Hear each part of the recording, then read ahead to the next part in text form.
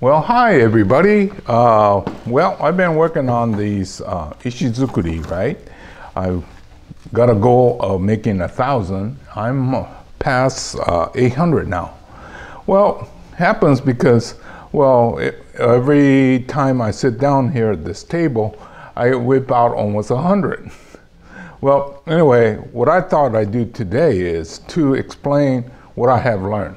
Okay, now the goal of the 1,000 was to get to the point where I become very proficient at doing this art form. Now, I've done it for my teacups and other things that I've tried, and then there is some magic to this. Right now at 800, I make things much more proficiently than I was. Well, some of the things that I found was when we have a point like this, we could put cement and get it to stay put. But what happens is if you bump it slightly, it falls off because there's not enough cement to hold it in place. So what I've done is to start doing this, carving it, so that there is a fairly sufficient amount of contact with the cement. You know, I was at the dentist. Well, I've been to the dentist quite a few times because all the work they've been doing. And I was thinking, you know, they have to, well, especially like I had a crown put on, and I was thinking this is about the same thing. They roughen it and they make it so that the crown will fit, and then it'd be nice and snug with the cement, right? So, well, you could get these online. That's where I got these. And then there's all different brands of these. I call it Dremel because the Dremel was the first to come out with it. But anyway, that's what I've been doing, taking these and then slowly flatten it out. These are all diamond, so it's fairly easy. It does take time. I have other ways that are faster, but it seems a little bit on the dangerous side. The only thing I caution you is if you're gonna do this, make sure you get a good mask, because now you got all these powder, rock powders that probably are not good on in your lungs. With the same tool, you could get these things that kind of buff it and cleans it. You know, I think I've been telling you, I like to buy things, right? So a lot of the stuff I have purchased is now coming in handy. Well, so this is what I do. I have this round table and I kind of go around and have about 3 days, 2 to 3 days that I work on these, and then I go back to my nursery business. It's the same space, but that's what I've been doing. Well, let's look back at some of the stuff we've done in the past. Well, one of them that I made was this bling. It's, I don't know, my granddaughter was here and she likes real shiny things, so I was kind of inspired to see if I could make some with a lot of shiny stones. The thing on this is if you're using crystal, these polished crystals or anything that's sort of translucent, the cement will kind of make it kind of dirty looking. So I've been using more like glue that will dry clear. And well, we have this one that I made for Chuck. Well, Chuck passed away, so I made it for his wife, but I'm still keeping it a secret a little bit longer.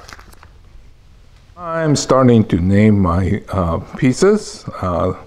This is the one I call Route 66 because we went on this road trip, family road trip, and I bought this petrified wood, but it looked boring, so I did the split. I think we saw this on one of my videos. And then I'm trying to get things that are affordable. So I'm trying to see how fast I could make it, and then keep it very affordable, right? So these two that I have here are examples of that. So I have lots of nicer things that is on the higher end.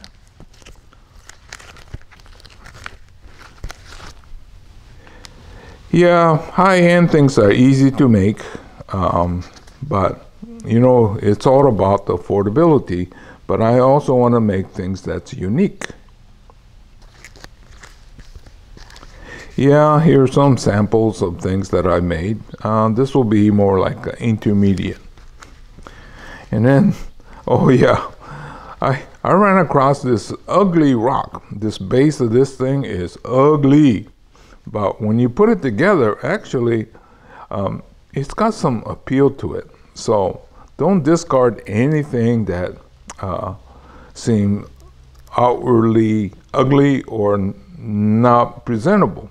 Sometimes when you put it together, it actually comes out nice looking. So what I found was people like to see writing on it. And I've been trying to figure out what kind of things I could write. Well, these two here, the one on the right, it says, Bonsai no Tanoshimi, or the enjoyment of bonsai. And then to the left, Bonsai no Kokoro. Kokoro is usually defined as the heart and soul. So the heart and soul of bonsai is on the left. And well, I'm still trying to figure out other things that we could write. People seem to like things written.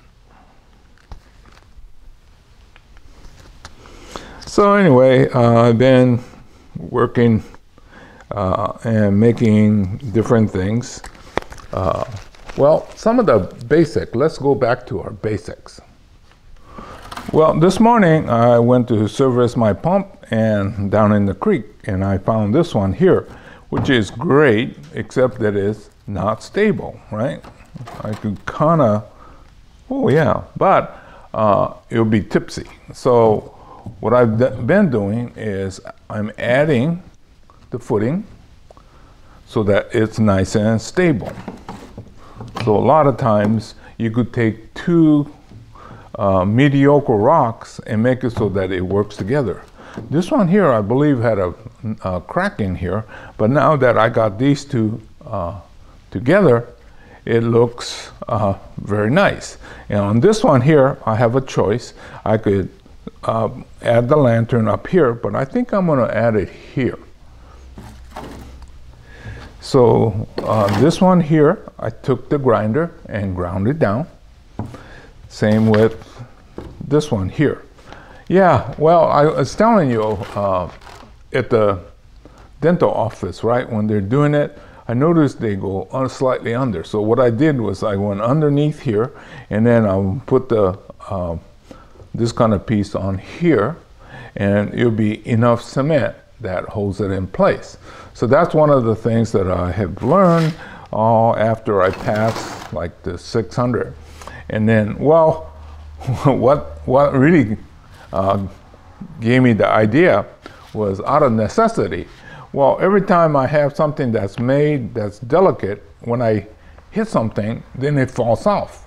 Well, I could see that there was not enough space, flat spot here, so there was not enough cement to keep it in place. So that's what this one here, I could flatten the top, but I'm thinking maybe it would look better if I put a small lantern down here. So those are still decisions that have to be made.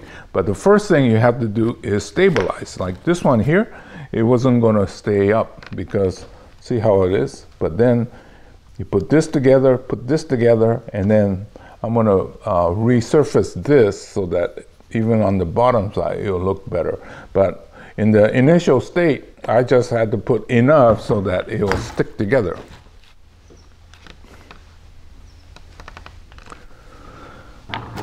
So well, I grab all these rocks, and then as I use them, and then the one that hasn't been used just goes around in circle.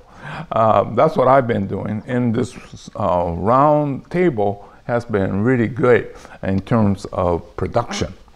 So anyway, I got all this to work with. This one here could be a base, right, with something on top, or it could be the roof. So there's all different kinds of ways to use it. But one of the things that I find out is that you could take two mediocre rocks and make them look great. Now, suiseki, or the formal art of viewing stone, are great.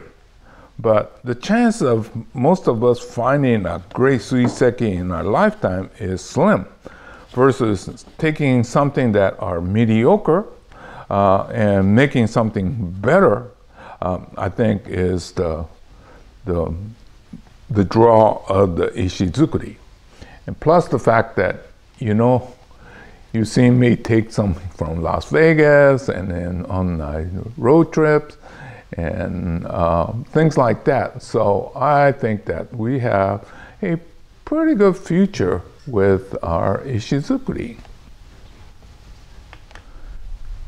I wasn't going to sell anything till I hit the 1,000, but at 800 I feel confident, so that I started to price these. So anyway, on the Black Friday, the Friday after Thanksgiving, I plan to do a lecture and a demo, and it's going to be free to the public at 11 o'clock. Those of you that are nearby, please come by, because now I have everything more or less thought out in my head in terms of how to define it and things like that. I'll also probably bring out 200 or 250 of these nicely displayed for sale. Okay, well, anyway, this is just kind of an update of how I'm doing with my Ishizukuri concept. So I'll see you again real soon in another chapter. Take care, everybody.